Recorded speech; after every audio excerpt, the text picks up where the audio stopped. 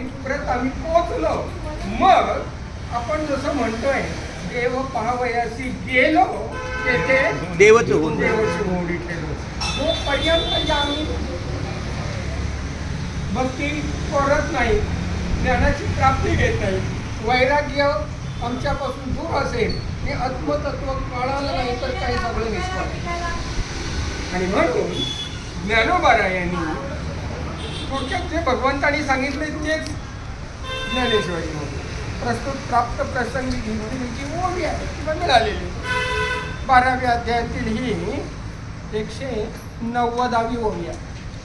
माऊली म्हणतायत, जो आत्मनाभासारिखे ओमटे काहीच न देखे मनवनी भोग विश्वेचे हरिते जे नाम.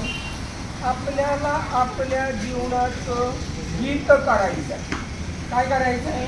सार्थक करायचं आहे. थोडक्यात आपण जिथून आलो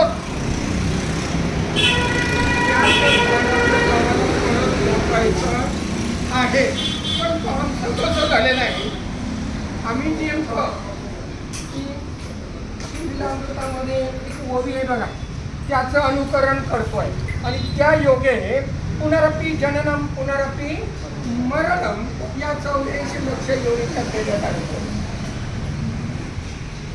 काय ओवी आहे ती? श्रीधर स्पष्ट आहे.